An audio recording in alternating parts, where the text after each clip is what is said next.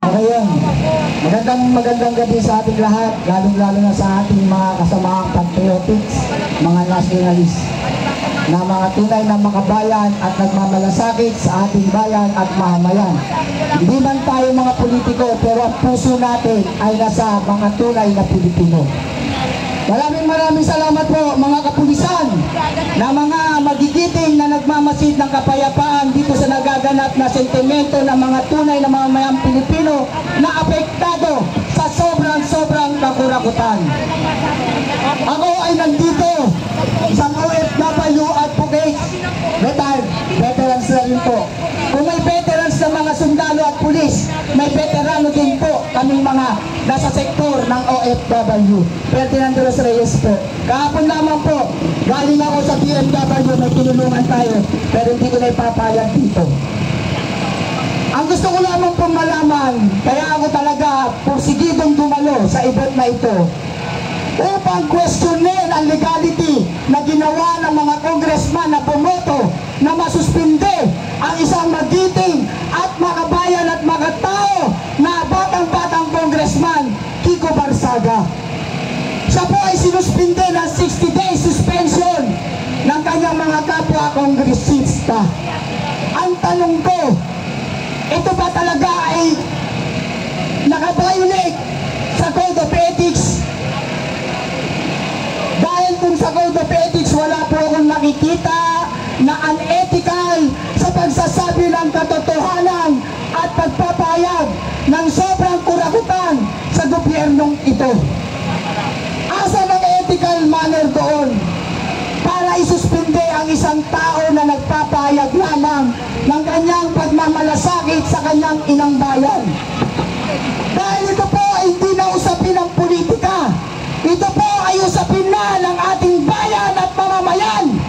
Usapin na po ito ng next generation ng ating mga anak at salinlahi pa.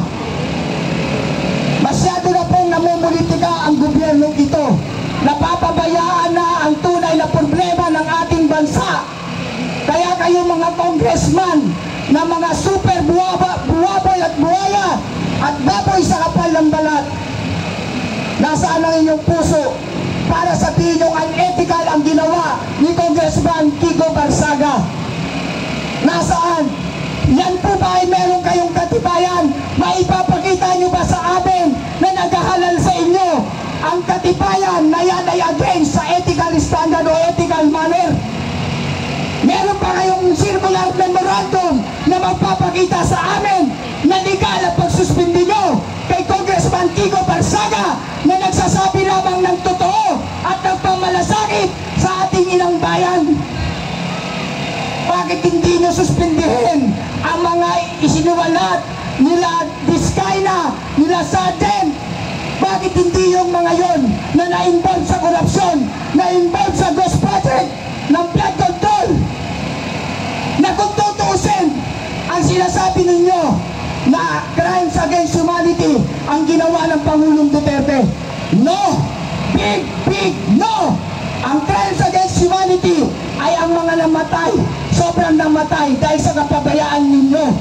Dahil ang pwerto ng bayan ay kinuragot nyo at hindi napunta sa tamang proyekto, kaya lumaganap ang pagbaha. Buong Pilipinas na ay apektado ng baha. Yan po ang crimes against humanity. Hindi po ang ginawa ng Pangulong Duterte at hindi rin po against sa ethical ang ginawa ni Congressman Kiko Barsaga.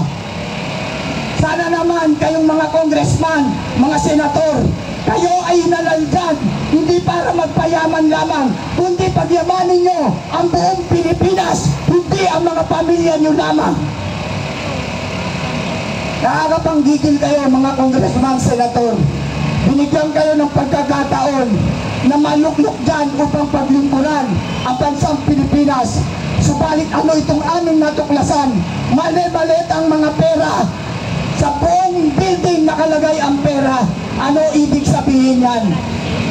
Mga duwapang kayo, mga wala kayong puso, habang ang mga maliliit na mamamayang Pilipino ay umiiyak na walang makain. Kayo naman, andun nag-i-enjoy sa iba't ibang bansa kasama ang inyong mga pamilya. yan ang unethical manner. Yan ay isa rin crimes against humanity. Dahil natanggalan nyo ng pondo ang bayan, kaya maraming nagugutom at walang project na ibibigay para pakinabangan ng mga mamamayang Pilipino. Kaya kami rito ngayon ay nagkakaisa upang kayo'y gisingin. Simulan nyo naman na baguhin ang antas ng pamumuhay ng mga mamamayang Pilipino.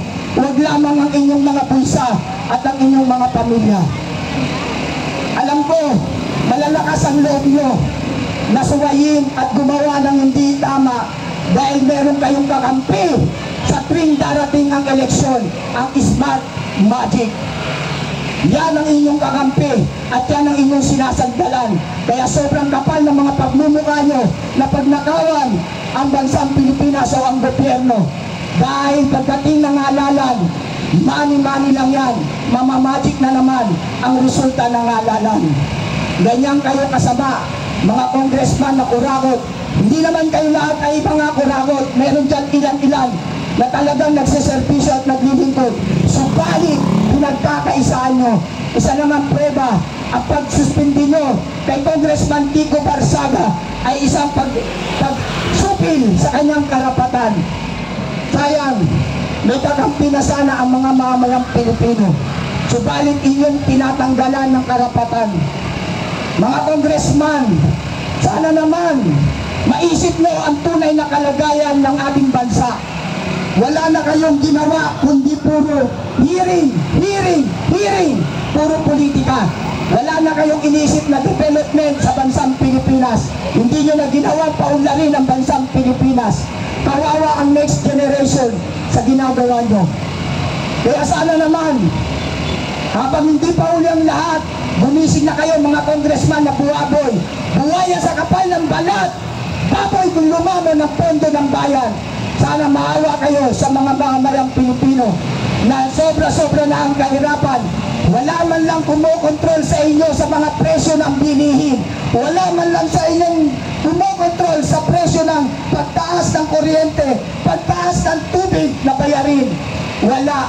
Dahil abala kayo sa pagbanat, sa pamumulitika, sa pamilya Duterte. Actually, ang pamilya Duterte ay hindi namumulitika. Rume-response lamang sila sa mga pinaggagawa nyo. Hindi sila namumulitika. Kayo ang tunay na ugat ng problema ng bansang Pilipinas. Kayo mga congressman, mga politikong kurakot, ang tunay na ugat ng problema ng bansang Pilipinas. Kaya darating ang panahon, abolish the Congress. Sayang ang 250 plus na mga congressman dyan na may mga pondo, may mga sahod. Subalit, kinukurakot nyo ang pondo, hindi nyo binibigay para sa tao. Kaya wala kayong silbi. Tama ang sinabi ng ating kasamahan. Wala kayong silbi. Kaya darating ang panahon, mawawala rin kayo sa pwesto. At ang Congress mismo, pupurahin na yan sa konstitusyon. Maraming salamat po. Okay, maraming salamat po, kapatid na Ferdinand.